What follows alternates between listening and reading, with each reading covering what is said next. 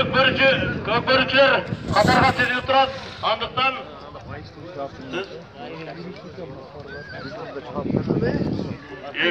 Kim? Dostluk mu?